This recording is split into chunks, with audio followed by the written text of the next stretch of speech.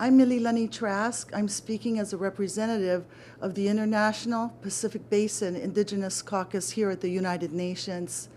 We're very pleased and proud to stand with representatives of international non-governmental organizations to raise the cause of human rights for the world's 370 million indigenous peoples. The governments of Canada, Australia, and New Zealand for 22 years have played an obstructionist role here at the United Nations.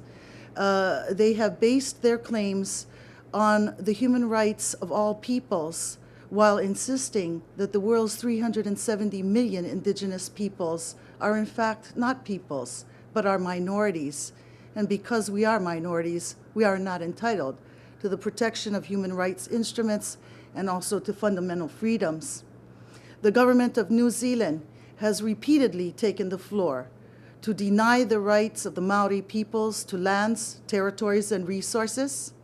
The administration of Helen Clark has repeatedly refused to acknowledge the decisions of the tribunal that judges the Treaty of Waitangi, which has repeatedly published decisions supporting Maori rights.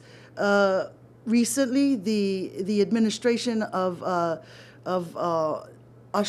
New Zealand and Australia both refused to be bound by international human rights treaty body decisions that were rendered against them because of their violations against the human rights of indigenous peoples.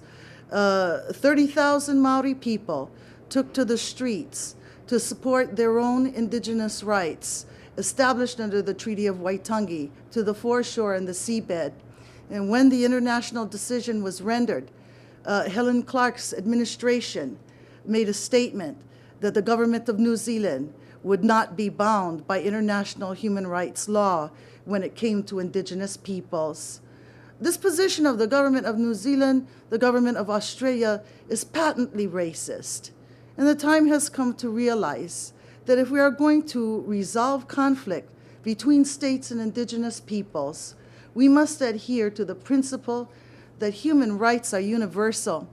We can no longer tolerate or support in the United Nations arena the position of states that white citizens should be protected by human rights instruments, but that indigenous peoples, because of our culture, because of the color of our skin, are not entitled to the fundamental protections of human rights instruments.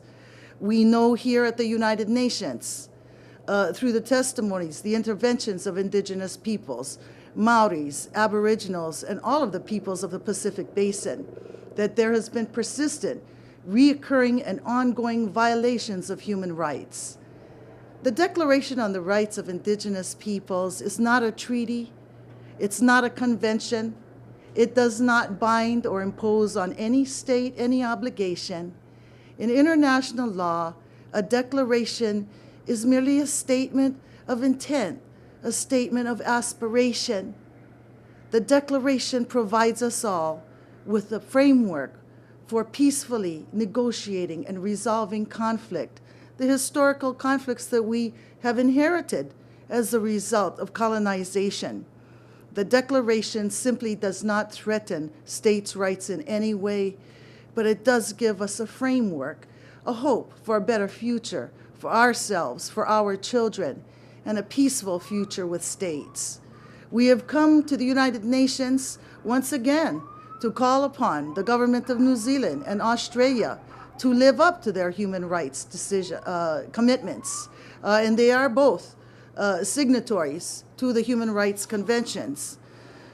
We are extremely concerned to learn now that the governments of Australia and New Zealand intend to vote against the declaration when the vote is called on September 13th, 2007 here in New York.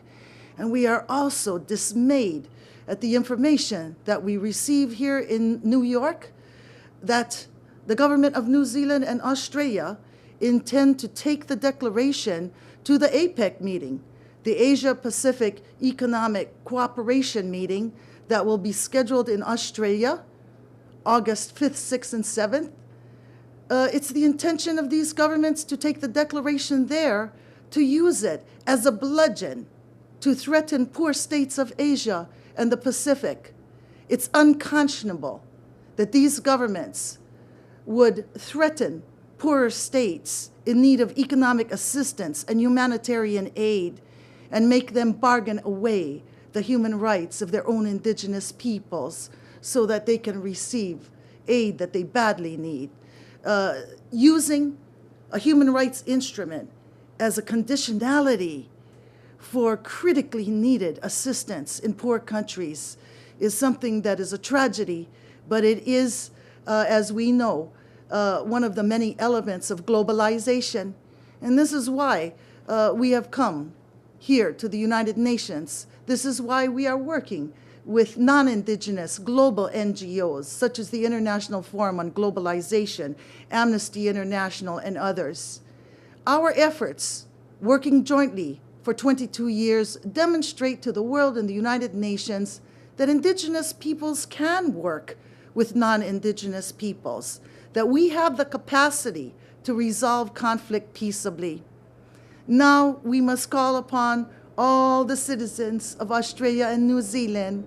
We need the help of everyone who believes in the fundamental freedoms and human rights are for all peoples.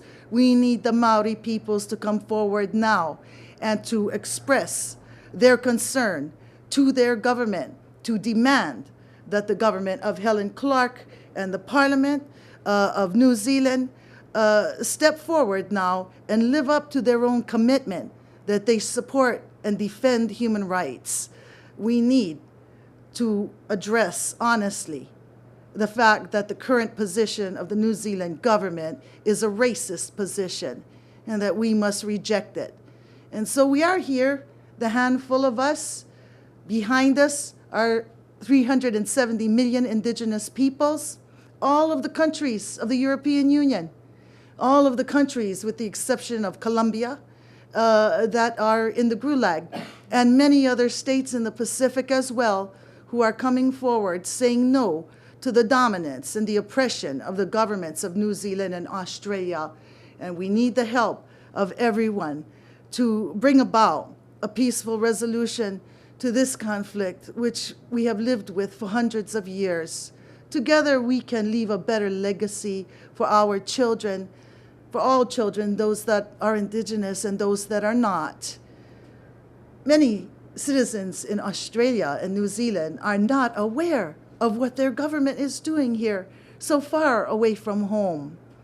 Do the Maori people and the citizens of New Zealand know that when the United States, Australia, and New Zealand blocked the passage of the Declaration 9 months ago here in New York, it was not the United States government that took the floor in behalf of the Bush administration to speak against the Declaration. It was, in fact, the government of New Zealand that took the floor, representing George Bush and the racist government that we are about to challenge as well. And it is ironic at this late date that the United States of America has notified us that they will withdraw their objection and they will abstain when the vote is called. Now they leave their poodles and lapdogs called Australia and New Zealand to vote against a human rights instrument. We have the time to turn things around, and we can do it with our allies who are non-Indigenous NGOs. We need the help of everyone to stand up now for human rights for all the world's peoples. Aloha. Provide the long-awaited justice for Indigenous peoples.